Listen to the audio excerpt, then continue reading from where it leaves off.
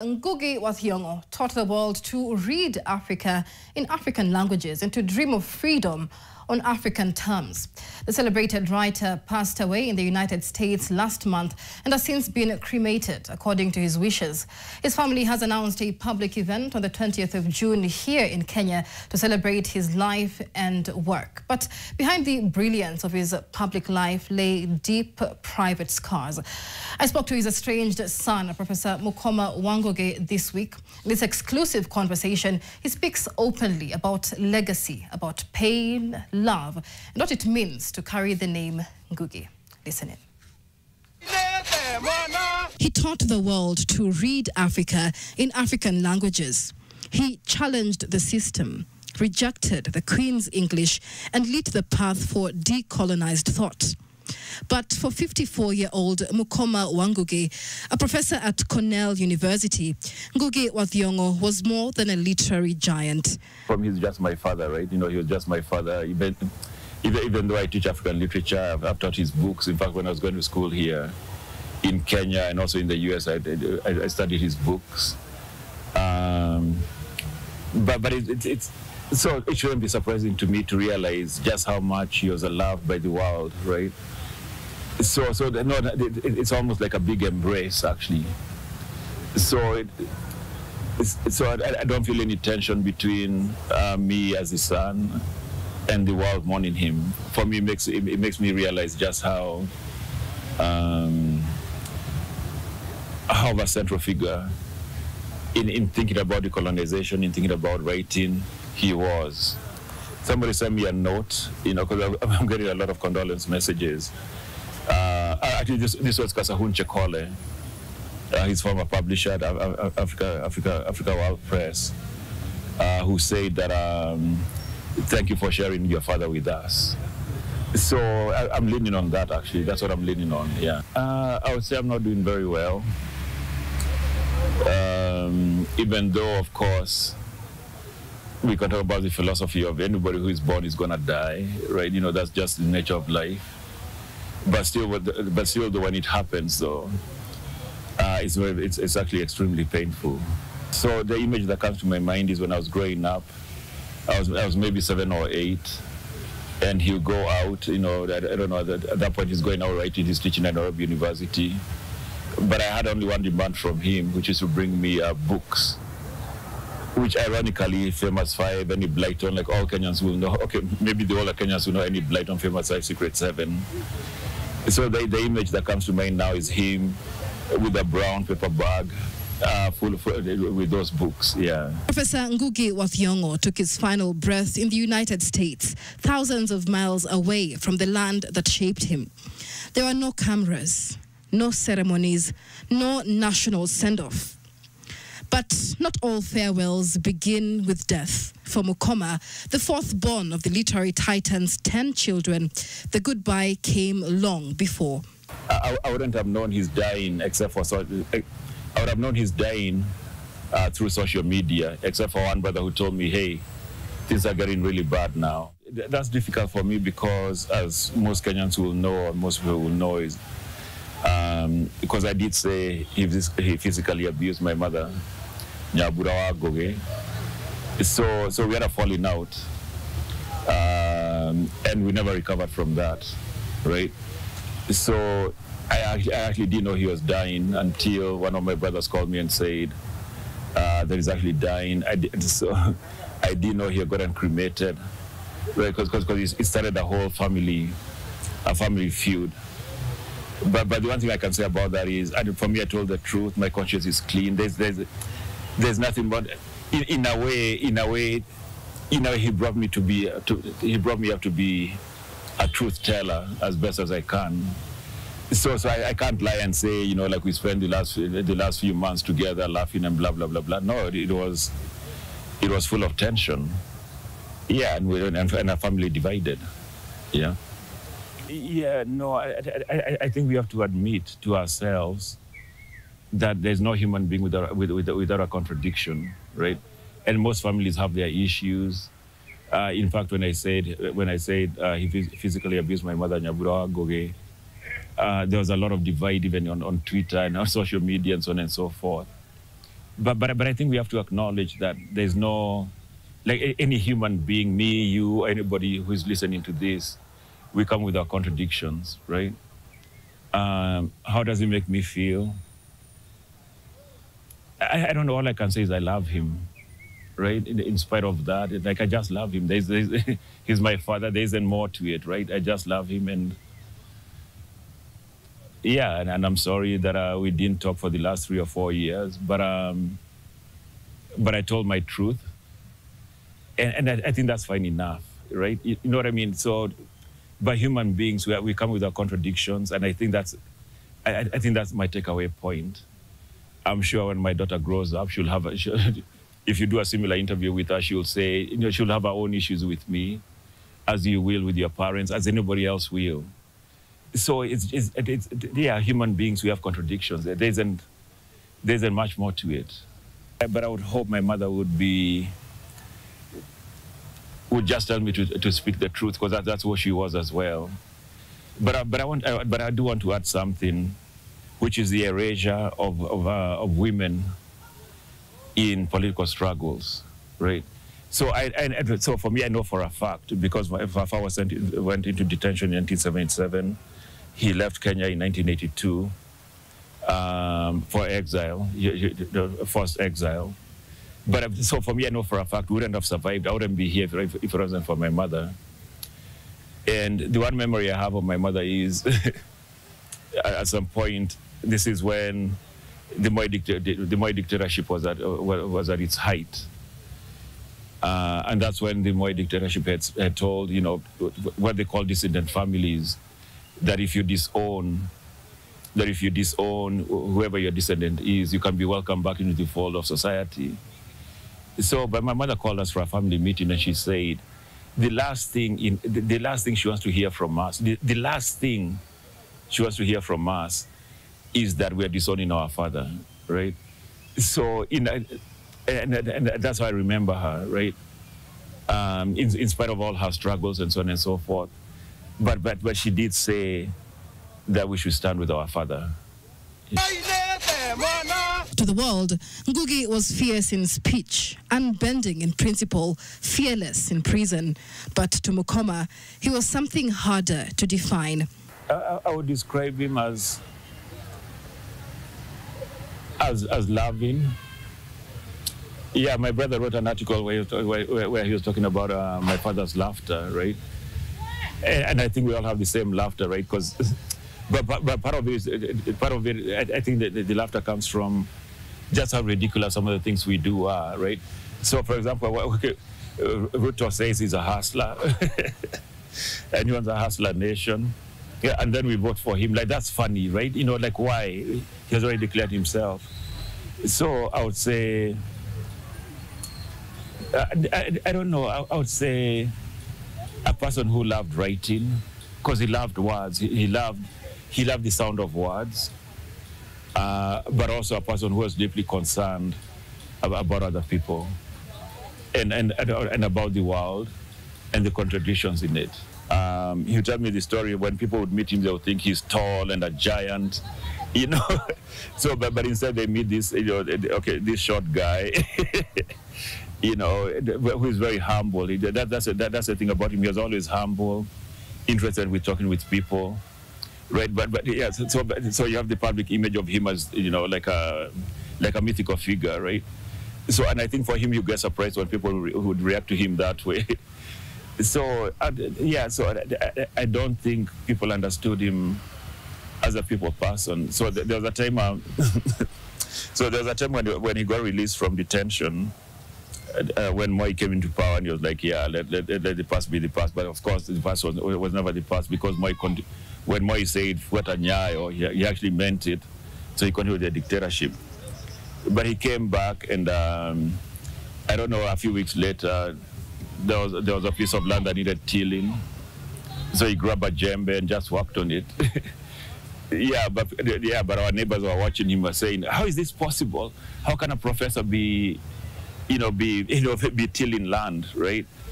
So I would say people forget that I think we do this thing of celebrities, right? But I think for him, he was just this guy, you know, who is writing, doing intellectual work with conviction and doing it very well, but who also could grab a djembe and just go and till the garden. Ngugi's defiance of the English language wasn't just literary, it was political.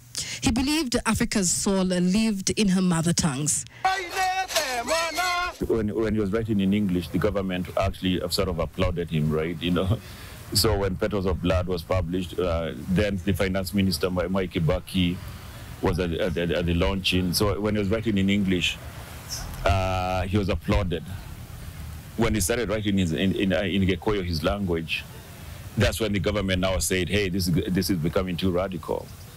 But his reasoning was very simple. It was, well, where am I writing about workers, the exploited, the forgotten, the betrayal of freedom, the betrayal of independence, in a language that the people I'm writing for don't understand, right? And I think we need to demystify, especially in Kenya, that if you speak your language, you're being quote-unquote tribalistic, right? We're born with languages, right? You're born in your language.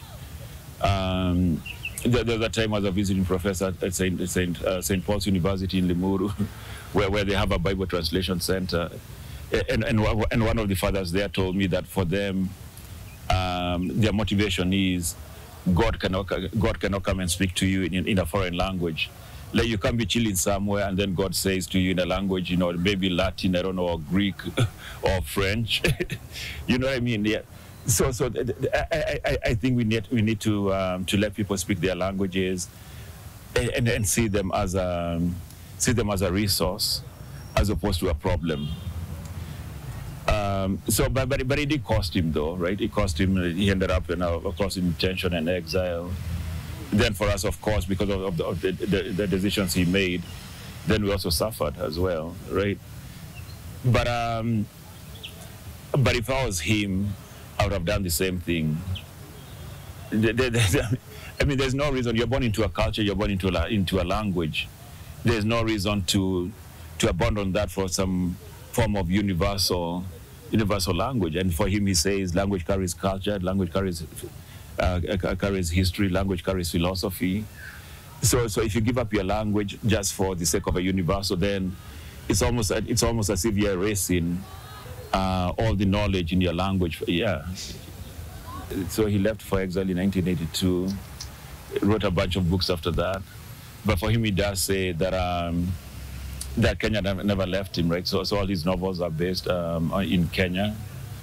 There's a time he told me the story of, so at that point he's in exile, and Kenyans will come to visit him, and you see that we sit down with them for hours, just asking them details, you know, how much is chai now, how much is mandazi, I don't know, like how much, just to reconnect or to get a feel of Kenya, right? So that one I can say, and I think that one I can say that it was heartbreaking for him not to be able to return and stay here, because Kenya is his home. Say for him, it was the contradictions of this Kenya he wanted to see. Because you have to remember, he grew up during colonialism. My uncle, his brother was in the Mau Mau. He had a brother who was deaf, who got shot because the British police told him to stop, but he couldn't hear, right? There was a time when he left high school, Alliance, and went home, and his whole village had been erased, right? So and that one troubles me actually, because I can imagine that, right? Okay, fine. Okay, I can relate to it through Palestine, you know. But the whole idea of just coming back, and these were the days before phones and stuff like that, right? So can you imagine coming back home and the whole place is gone? So I would say his whole of writing was trying to understand colonialism and what it did to people, and the betrayal of the subsequent Kenyan governments. For me, I can say categorically that the one gift he has given me and my siblings is we don't carry any shame, right? Because in a dictatorship, people have to pick sides. right? So for me, I've never had to apologize for him. I've never carried any guilt about his politics. That's not to say life wasn't difficult. I mean, we get attacked, you know, we get attacked by political thugs, police raids, and so on and so forth. So I'm not saying it didn't come with a cost, but at least I'm 54 now. So, but I can say that I'm proud of him actually for that. So I remember this incident where when my father went into exile, and my mother, he had a library, right? So, but I was willy-nilly with the books. I would give books to friends, you know. And at some point, my mother sat me down and she said, "Look, this is the wealth your father has left you, the books, right?" So there's that credit to her as well. But in terms of the ambition of becoming a writer, though, I would wake up in the morning. He'll be writing. He'll send me to go get newspapers and and I'll come back, make him tea. In a way, he was an example of just writing. So I think for us as a family of writers, we never doubted we could write. Right? Like his father, Mukoma is still asking questions of Kenya, of leadership, truth, and power. So for him, it was the contradictions of this Kenya he wanted to see. Because you have to remember, he grew up during colonialism. My uncle, his brother was in the Mau Mau. He had a brother who was deaf, who got shot because the British police told him to stop, but he couldn't hear, right? There was a time when he left high school, Alliance, and went home, and his whole village had been erased, right? So and that one troubles me actually, because I can imagine that, right? Okay, fine. Okay, I can relate to it through Palestine, you know. But the whole idea of just coming back, and these were the days before phones and stuff like that, right? So can you imagine coming back home and the whole place is gone? So I would say his soul of writing was trying to understand